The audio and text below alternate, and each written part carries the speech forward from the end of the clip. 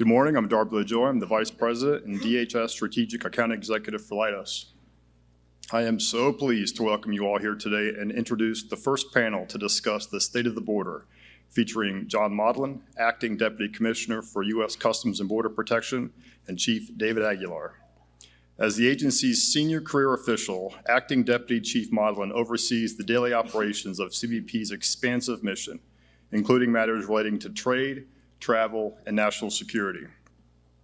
He most recently served as Chief Border Agent of the Tucson sector, leading more than 3,100 Border Patrol agents and nearly 400 professional staff members working to prevent, deter, and seize persons and contraband attempting to illegally enter the United States through 262 miles of U.S.-Mexico border in Arizona. He previously served as CPA of the Miami sector. Mr. Modlin entered on duty with the U.S. Border Patrol in December of 1995 as a member of Border Patrol Academy Class 296. His career assignments include San Diego, Port Huron Station, Detroit, U.S. Border Patrol Headquarters in Washington, D.C., West Palm Beach Station, the Miami sector. He served as Deputy Federal Security Director at Dallas-Fort Worth International Airport at the Transportation Security Administration. Please, all of you, join me in welcoming Acting Deputy CBP Commissioner Modlin and Chief David Aguilar.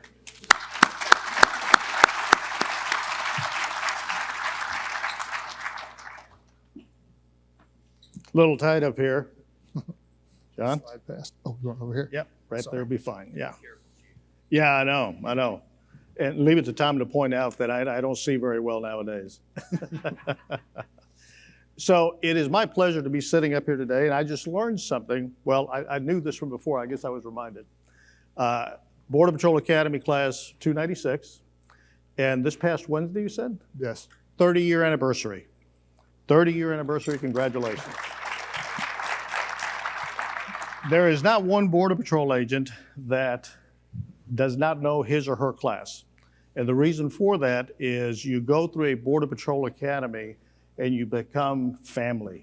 These are your lifelong friends, lifelong peers that you know made it through the academy, made it through the hard work, and are out there working as friends and peers. So it's really a great honor to be here today with John. So you heard his background. I would just add the following things: top-level executive, respected leader, a tremendous agent, and proven experience in the field, and somebody who does a great job at teaching and mentoring our young men and women today, which is probably the most valuable thing that any leader can do. So, John, welcome. It's great to be here with you. I want to kind of get started this morning by having you kind of set the tone for the rest of the symposium on basically your take on the state of the border. Now, state of the border, for everybody else who's here, covers, from his position, over 327 ports of entry, over 6,000 to 7,000 miles of border, depending on what you measure and how you measure it, over the largest air fleet, civilian law enforcement air fleet in the United States, and I believe throughout the world. Yes, sir. So we could go on, but given the situation that we're facing today, give us a sense of where we're at and where you think we're going in the next couple of years. Absolutely. Thanks for the introduction. Thanks to everybody for having me here. Hopefully I don't set the bar too low for everyone that follows. But you know, the state of the border, certainly so much different than it has been the rest of my career. Give you maybe a small statistic first, and then I'll speak more broadly about it. But when I was in Tucson as the chief 2 Decembers ago, we had made 80,000 arrests in 1 month. That is the highest number of arrests in any sector in the history of the Border Patrol. It had just unprecedented, and it wasn't even close to the next closest time where we had that much illegal activity on the border. From January 21st to now, we've arrested about 70,000 people crossing the border. So one sector in 1 month more than all the Border Patrol sectors in a single year. The border has never been as secure as it is now. It is just an entirely different world. When I got up here It's been about a year that I've been in this position.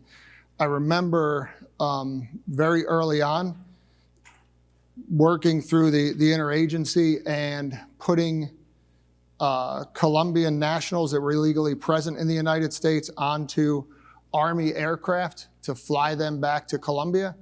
And as most of you probably remember, they were turned around and sent back to the United States. And within a few days, Colombia had sent their planes, the presidential planes, to come and pick up their nationals. That's never happened before. Nothing like that's ever happened before. I remember, the Tren de Aragua members on our C-130s landing in El Salvador and being hustled into that prison. If you saw it, it looked like an action movie. It was some of the most exciting things I had ever seen as a Border Patrol agent. I think every person that's ever worked in Customs and Border Protection cheered, if not out loud, certainly inside when they saw that and recognized that we were taking this threat seriously. And then, shortly after that, taking MS-13 gang members and sending them to Guantanamo Bay, another amazing partnership with the Department of War. So just things that I never thought I would see in my career taking place, especially after what we had dealt with in the prior years, the years leading up to when I got up here in headquarters, just the incredible surge that was happening on the border. And to see the border become controlled, to see agents and officers be able to do the jobs they were hired to do and dig much deeper than we had ever before was just absolutely amazing to me. So couldn't be prouder, and certainly, Chief, the border is more secure than I think you or I ever could have imagined when we were out in the field. Absolutely. So we're going to talk a little bit about this a little bit later on, but one of the things that I talked to the industry partners that are here that I've had the opportunity to work with is what I refer to as the coming wave. Some of you have heard me talk about this. And the coming wave to me is what is going to be the resultant impact of what is occurring today. And we don't need to go into this in any great detail, but I think if you can add to this to kind of give a sense of what's happening today, but what to come very quickly, I think it's important for industry to understand. The coming wave to me is now that the border is secure like we have never seen it before, what is that going to mean to the cartels, to the criminal operators, to the bad folks that are going to continue to bring in narcotics, bring in human trafficking and things of that nature? It's already harder. So guess what comes with that? They're going to charge more. They're going to charge more, so that means they're going to want to do this more often. And they're going to do that against us at a border that is much highly fortified than it was before. One of the things that you and I know is going to happen is the violence against our officers is going to go up. So from an industry perspective, be thinking about what that means. I'm going to repeat this one several times probably today, but one of the things that is still lacking in the Border Patrol at some of our ports of entry also is something as simple as communications. Communications. I'm looking out and seeing some of you that are involved in this. There are still gaps out there in communications. There were gaps there in 1924 when the Border Patrol came about. So I don't know if you have anything to add to that, John, but. Yeah, I think a few things. There was a point in time when, again, sort of leaning into my career as a Border Patrol agent, when we would discover a stash house within the United States. People had crossed the border illegally. They're now being held somewhere while they're waiting to, the smuggling organizations waiting to receive the fees. If we found one of these stash houses, we would bust it. We would arrest 20 people. We'd all high five and we'd leave. And the house would still be there. The structure was still there. Now that these organizations have been designated as terrorist organizations, it allows us much greater latitude in sort of the consequences we put on them. And so what we're doing now is, not only is it taking down that stash house, but then figuring out, illuminating that network, finding out what they're connected to, where their money's coming from. When there's millions of people crossing the border illegally, and I think everyone knows this in the room, but it's worth saying, is that not a single thing or person crosses that border without the cartels making money off it. So these foreign terrorist organizations make money off of every single thing that crosses. When so much of their money has gone away in the last year because they're not getting 2 million people a year, 1.5 million people a year across the border, they have to find other ways to make that money. So to the chief's point, they're looking at new and innovative ways to do it. And that's where we really need industry to step in and help us solve these problems. I would just add that what CBP, whether it's in the green uniforms, the tan uniforms, the blue uniforms, they need industry to work at the speed of mission, because the dynamics are moving at such a clip today that back in the day when we started, the evolution was very slow. Today, it is very quick, it is very dynamic. The bad guys are very agile, they're very flexible, and they're very mobile. So we've seen El Paso get hit hard and literally overnight switch over to Rio Grande Valley, to the Boot Hill. So how do we track and how do we ensure that we are equipping them as best we can? So, John, one of the things, especially in your position now at the deputy commissioner slot, is the geopolitical considerations, the stressors that come with them, some of the things that we are doing under this administration that we weren't doing in the past. Can you talk a little bit about that and what industry needs to know about those dynamics? Yeah, absolutely. So I think, when you look out, excuse me, at the threats, and whether it's, the threats from China, whether it's these non-state actors, just the way that the globe is changing, most of my career really felt like a singular mission. It was, preventing illegal entries on the border. And now that I see it much differently now that I've been up here. I think one of the huge accomplishments that's happened in CBP since I've been here is curtailing the de minimis, and this is those very small packages that were being shipped into the United States. I remember when I first got up here and I kept hearing the word over and over. I don't know if you're all like me, but I just tried to ignore it because I didn't understand what they were talking about. And eventually I took a trip up to Newark and, went to some of the cargo facilities where this was coming in and saw that it's just impossible, or it was impossible for our people to inspect this much cargo coming in. These very small packages that contained fentanyl precursors, could contain all kinds of things, which, by the way, were in the belly of the aircrafts that every one of us fly every day all over the United States. And I realized certainly that we needed to do things about that. Fortunately, we got some legislation across the finish line with fentanyl. But I think when it comes to the non-state actors and some of the state actors that we have so many concerns about, it's really where our intel machine spools up. And I know intel was a huge priority for you, Chief Aguilar. It certainly has not gone down any. When I look at our National Targeting Center, it's just amazing the work being done out there. We are the organization that everyone else leans upon. Every time something happens in the United States, unfortunately, sometimes there might be a shooting, an attempted assassination, some act of terror.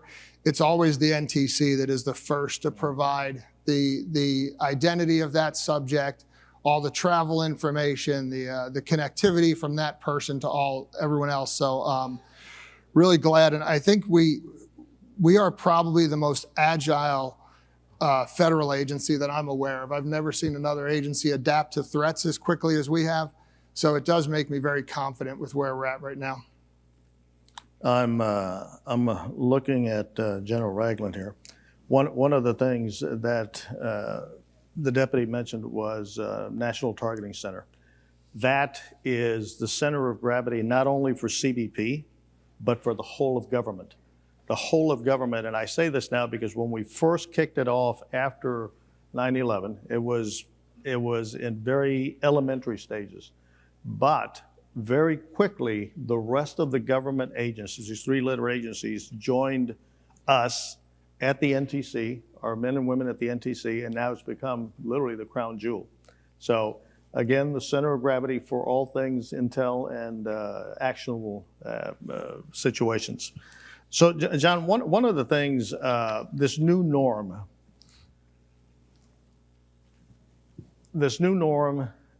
hopefully sticking and continuing to move. But because of what we've experienced, what we're experiencing now, and the dynamics of what we know are to come, what would you say to industry is probably their biggest area of focus that they need to stay focused on in order to get that speed to mission requirement that we have now? Yeah, absolutely, sir. So everything has changed, mostly for the good. You know, at least the flow has slowed enough that we're able to get at other things. But it also means that the adversary has become so much more adaptive. You know, the techniques that they've been using are mostly the same techniques they've used for years.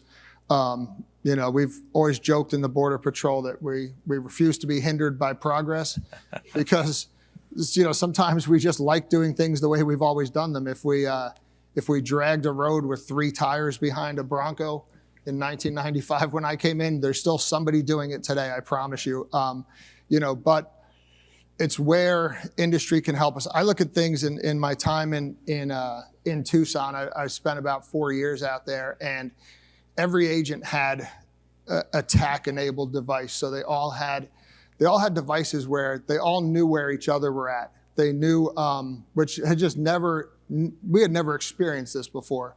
If you didn't know who was in the next canyon over, there was just no way to know it. Now they could all see each other on there. So there are probably things we don't need or don't know that we need. But those sort of things are what gets the mission done. And then certainly, too, I'd be remiss if I didn't talk about the trade and the travel. And so, you know, things that help us, the non-intrusive inspection, when we can do that better and faster, critically important to move people and goods through our ports of entry, but make sure we're doing it as safely as possible. Because as the border becomes more secure, we all know the ports of entry will be the next large target for the cartels. In fact, I'm glad you mentioned that. Let's kind of focus on the ports of entry because that is going to be it has been a big target, but will continue to get the attention of the cartels because of the magnitude of traffic and the constraints that we have on not being able to grow those ports of entry beyond where they're all basically landlocked. So this is where industry really comes into play. Talk about the challenges specific to the ports of entry, whether it's maritime, land, or airports. Yeah, absolutely, Chief. So, you know, the challenge with the ports, like you said, is they are landlocked, meaning that the land around them, for most ports, unless it's out in the middle of nowhere, is occupied by something. There's retail establishments there, there's houses there, there's highways there. And these ports were built in a time, many of them, before we were worried about radiological materials being brought into the United States, before we were worried about the threats we're worried about now. So in many of them, our portal monitors are much further into the United States than we would like. We're bringing these vehicles in. They're much further than they should because of the footprint of these portals. These portals are so huge. So the thing I would say, well, a few things. One is that the big beautiful bill has been unprecedented for CBP. You know, $64 billion to help with infrastructure, to help with the smart wall, to help with everything that it will help with. But $64 billion, as huge as that is, and it's unlike anything we've ever seen before, when you start building facilities, that goes away pretty quick. So the thing that I would ask for industry is NII that has to be faster and it has to be smaller. We cannot have the footprints that we have now with these portals and still protect America the way we need to. So, you know, I have seen huge examples. There's millimeter wave technology now that allows us to see much deeper into things than we could ever see. Some of these conveyor systems that move 600 feet per minute we can scanning like we've never done before. but honestly, it's just not enough because the cartels have doubled down on attacking the ports of entry. Excellent. So I'm going to take the opportunity. Our Canadian friends are here, or friends from Japan are here. Talk a little bit about the work we do with our partners, with our peers. I know personal experience after 9/11, CBSA, RCMP, they were some of the best partners we ever had. Japan now aligning more and more with us. So talk a little bit about what industry might be able to do to increase that partnership. Absolutely. So to me, I think when I worked on the southwest border, tremendous relationships with Mexico, but even that's worlds different than where it is today. Today, when something happens across the border, our agents and officers are being shot at. There's drone activity in the area. Whatever's going on down there, it's a quick call from our foreign operations branch to the partners on the south side, and the Mexican military is there as rapidly as they can be to deal with that. When I went up to the northern border after September 11th is the first time I had any experience with the RCMP, and had never, as good as I thought the relationship was on the southern border, it was a whole different world on the northern border. Mm-hmm. The intelligence and information sharing was incredible. The partnerships were fantastic. Right now there are so many programs that we're piloting with the RCMP that are incredibly helpful. The ports working in concert with each other. All that stuff just makes it much more difficult for this threat material to get into the United States. I think, with countries like Japan as well, these great partners, when we can have our container security initiatives in these countries, when we can do the pre-inspection in these countries, again, it just helps the flow of commerce. It helps the lifeblood of the United States. So I'd say it's twofold. Obviously, it's the security aspect of it has to be first. Any way that industry can help us better connect with our foreign partners is fantastic. And then, of course, the more we can enable the trade and travel and increase the revenue, which of course helps every country involved. Excellent. So I think I've got time on one more thing I'd like to touch on. As we speak today, C5ISR, AI, autonomous NII equipment, all of these things coming together, edge computing. How do you see those technologies playing a more vital role in everything that CBP gets engaged in? So it is huge. I will tell you, obviously we're using a lot of AI now, but just to go back to my time in Tucson for a minute, we had 9 tactical operations centers in Tucson, one for each station, basically a room full of monitors with agents and National Guard personnel looking at these monitors to see what activity is taking place. Every person in that is looking at 5 or 6 monitors for 8 or 10 hours a day. And there's probably 10 people in each TOC. So now we've got 90 times 3 shifts. We've got close to 300 people that are not out doing what they should be doing. They're not out putting handcuffs on people. They're not patrolling the border. So AI with things like the autonomous towers, absolute game changer. When I also don't have to worry about 5 hours into a shift of staring at 6 screens. How effective is that person? I can tell you I wouldn't be very effective. So I'm sure that they're struggling as well. When we can put AI on something like that and AI does the work for us, the agents can go back out, make the arrests, put the hands on people. That to me is awesome. The thing I would say as well, one of the biggest stumbling blocks we face as an organization, because we are no longer just the U.S. Border Patrol and Customs and is that we have to be able to integrate. And it's one of the biggest problems I see is that we need industry to make sure that what they're building has open architecture so that our systems can talk to each other. If we have a camera tower that does not talk to a sensor system and can't talk to this other thing and we can't get it to our TAC devices, then we're failing. And we've made these mistakes before. We've gotten involved with vendors and we've bought things that was proprietary systems that our data is now behind someone else's system that we can't get to. We just cannot continue, and we will not continue to do business that way. So my strong urge is open architecture. As much as we can get AI to do the work that agents and our professional staff and our officers are doing, then that's a huge win for us.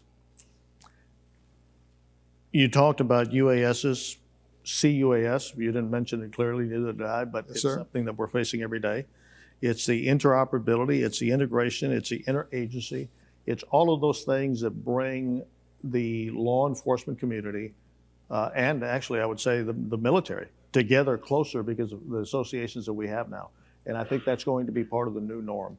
So industry, you heard it directly from somebody who's an expert on the requirements, on the operational environment that we face. And you heard some of what is coming down the pike that we need to anticipate also from the industry. So, Chief, thank you very much. Thanks, Chief. Appreciate it. My pleasure. Great pair partner. Thanks for being with us. Thank you.